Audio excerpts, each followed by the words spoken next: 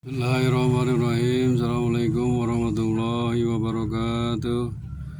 Alhamdulillahirabbil alamin. Wassalatu wassalamu ala asyrofil anbiya'i wal mursalin wa ala alihi washabihi ajmain. Asyhadu an la ilaha illallah wa asyhadu anna Muhammadan abduhu wa rasuluh. Ya ayyuhalladzina ittaqullaha haqqa tuqatih wa la tamutunna illa wa antum muslimun. Waqala Allah Ta'ala fil Qur'anil Karim. A'udzu billahi minasyaitonir rajim. Bismillahirrahmanirrahim. Ala bidzikrillahi tatmainnul qulub. Saudara-saudaraku yang dirahmati Allah Subhanahu wa taala, pada kesempatan ini marilah kita mengucapkan puji syukur kita kepada Ilahi Rabbi, yang mana Allah Subhanahu wa taala telah memberikan nikmat yang paling besar kepada kita, yaitu nikmat iman, nikmat Islam, dan nikmat sehat. Salawat serta salam mudah-mudahan dilimpahkan kepada Junjungan alam Habibana Nabiyina Muhammad SAW, juga kepada keluarganya, para sahabatnya, dan tidak lupa kepada kita sebagai umatnya. Amin ya Allah ya Rabbal alamin.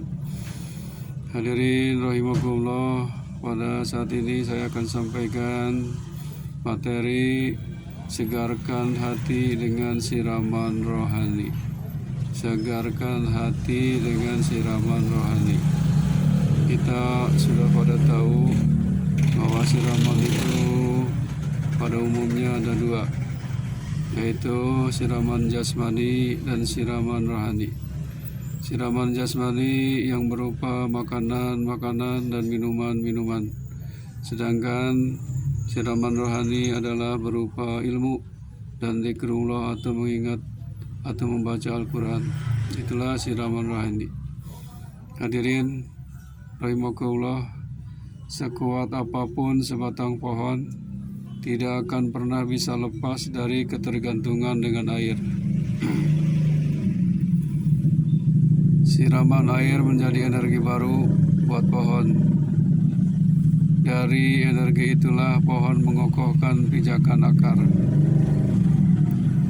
meninggikan batang, memperbanyak cabang, menumbuhkan daun baru, dan memproduksi buah. Seperti itu pula siraman rohani buat hati manusia. Tanpa kesegaran rohani, manusia cuma sebatang pohon kering yang berjalan. Tak ada keteduhan, apalagi buah yang bisa dimanfaatkan. Hati menjadi begitu kering, persis seperti ranting-ranting kering yang mudah terbakar. Dalam surah Al-Hadid ayat 16, Allah berfirman, A'udzubillahi minasyaitonirrajim. Bismillahirrahmanirrahim. Alam ya'ni lil ladina amanu an tas'a qulubuhum Dzikrillahi wa ma nazala minal haqqi wa la yakunu kalladina utul kitaba min qablu fatala alaihimul amadu faqasat qulubuhum wa katsirum minhum fasiqun. Ya, artinya, bukankah belum datang waktunya bagi orang-orang yang beriman untuk tunduk hati mereka mengingat Allah dan kepada kebenaran yang telah turun kepada mereka. Janganlah mereka seperti orang-orang yang sebelumnya telah diturunkan Alkitab kepadanya. Kemudian berlalulah masa yang panjang atas mereka. Lalu hati mereka menjadi keras, dan kebanyakan di antara mereka adalah orang-orang yang fasik. Hadirin rahimakumullah, hati buat orang-orang yang beriman adalah ladang yang harus dirawat dan disiram dengan dzikir. Dari dzikirlah ladang hati menjadi hijau, segar, dan tumbuh subur. Akan banyak buah yang bisa dihasilkan. Sebaliknya, jika hati jauh dari dzikir, ia akan tumbuh liar. Jangankan buah, ladang hati seperti itu akan menjadi sarang ular, kalabang dan sebagainya. Hamba-hamba Allah yang beriman akan senantiasa menjaga kesegaran hatinya dengan lantunan zikrullah, sebagaimana firman Allah dalam Al-Quran surat Ar-Ra'd ayat 28. A'udzubillahi minasyaitonirrajim. Bismillahirrahmanirrahim. Alladzina amanu wa tatma'innu qulubuhum bidzikrillah. Ala bidzikrillah tatma'innul qulub. Artinya, yaitu orang-orang yang beriman dan hati mereka menjadi tentram dengan mengingat Allah. Ingatlah, hanya dengan mengingati Allah hati menjadi tentram.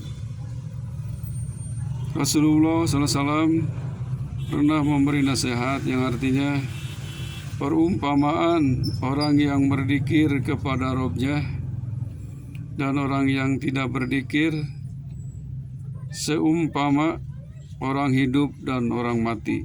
Hadis riwayat Bukhari dan Muslim. Manusia bukan makhluk tanpa hilaf dan dosa. Selalu saja ada lupa. Ketika rohani dan jasad berjalan tidak seimbang, disitulah berbagai kealpaan terjadi. Saat itulah pengawasan terhadap nafsu menjadi lemah. Imam Al-Ghazali mengumpamakan nafsu seperti anak kecil. Apa saja ingin diraih dan dikuasai, dia akan terus menuntut. Jika dituruti, nafsu tidak akan pernah berhenti. Pada titik tertentu, nafsu bisa menjadi dominan, bahkan sangat dominan. Nafsu pun akhirnya memegang kendali hidup seseorang. Nalar dan hatinya menjadi lumpuh. Saat itulah seorang manusia sedang menuhankan nafsunya. Allah berfirman dalam Quran surah Al-Jasiyah ayat 23. A'udzubillahi minasyaitonirrajim. Bismillahirrahmanirrahim. Afara'aita man ittakhadha ilahahu hawahu wa adallahu Allahu ala ilmi wa khatama ala samihi wa qalbihi wa jalala basarihi sawa wa may yahdihi min ba'dillah afala tadhakkarun. Artinya, maka pernahkah kamu melihat orang yang menjadikan hawa nafsunya sebagai Tuhannya dan Allah membiarkannya sesat berdasarkan ilmunya, dan Allah telah mengunci mati pendengaran dan hatinya dan meletakkan tutupan atas penglihatannya. Maka siapakah yang akan memberinya petunjuk sesudah Allah membiarkannya sesat? Maka mengapa kamu tidak mengambil pelajaran? Saudara-saudaraku yang dirahmati Allah, sebagaimana manusia yang lain, seorang muslim pun punya nafsu.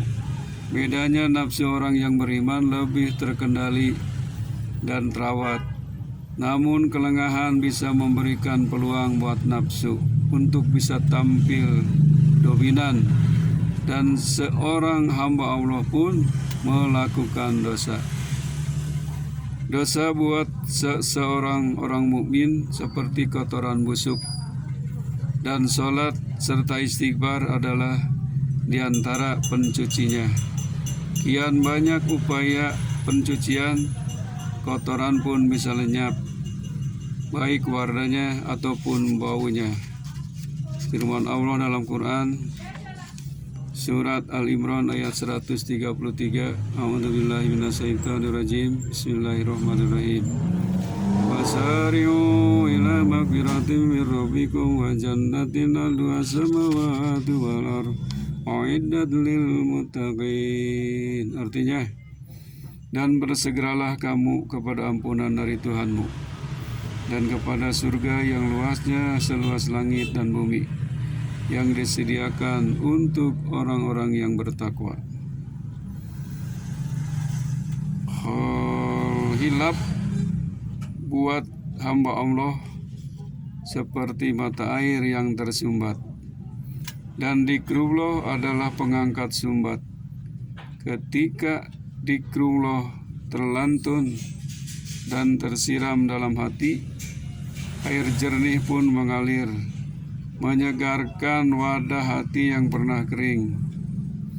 Satu hal yang bisa menyegarkan kesadaran rohani adalah pemahaman bahwa apapun yang dilakukan manusia akan punya balasan di dunia dan di akhirat. Dan balasan di akhirat adalah jauh lebih dahsyat daripada di dunia. Firman Allah dalam surat Al-Zalzalah ayat 7 dan 8. A'udzubillahi minasyaitonirrajim. Bismillahirrahmanirrahim. Wa may ya'mal mithqala dzarratin khairan yarah. Wa may ya'mal mithqala dzarratin syarran yarah. Artinya, siapa yang mengerjakan kebaikan seberat darah pun, niscaya dia akan melihat balasannya. Dan siapa yang mengerjakan kejahatan seberat darah pun, niscaya dia akan melihat balasannya pula. Saudara-saudaraku, pemahaman inilah yang senantiasa membimbing hamba Allah untuk senantiasa beramal soleh. Keimanannya terpancar melalui perbuatan nyata. Lantunan dzikirnya hidup dalam segala keadaan, sesuai dengan firman Allah dalam Quran surah Al-Imran ayat 191.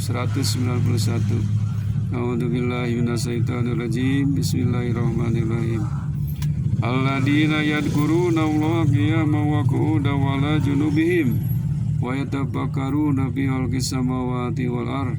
Rabbana ma khalaqta hadza batila subhanaka faqina adzabannar. Yang artinya yaitu orang-orang yang mengingat Allah sambil berdiri atau duduk atau dalam keadaan berbaring, dan mereka memikirkan tentang penciptaan langit dan bumi, seraya berkata, ya Tuhan kami, tiadalah Engkau menciptakan ini dengan sia-sia. Maha suci Engkau, maka peliharalah kami dari siksa neraka.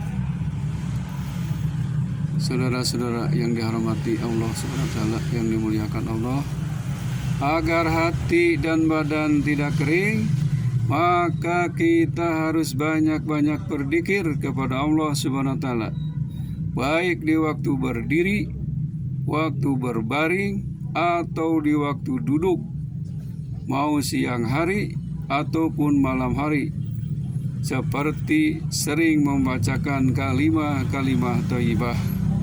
Contohnya kalimat subhanallah, walhamdulillah, wallahu akbar, wala ilaha illallah, wallahu akbar, wala haula wala quwata illa billahil aliyil azim, yaitu tahlil, tasbih, tahmid, dan takbir. Dan biasakanlah kita selalu berzikir dengan ucapan la ilaha illallah. Insya Allah hati kita akan menjadi tenang, menjadi tentram, dan menjadi damai. Saudara-saudaraku, itulah materi segarkan hati dengan siraman rohani. Mudah-mudahan bermanfaat bagi kita semua, dan mudah-mudahan hati kita kalau sudah sering disiram menjadi subur untuk makin kuat menghasilkan ibadah yang rajin kepada Allah SWT. Akhirul kalam, Assalamualaikum warahmatullahi wabarakatuh.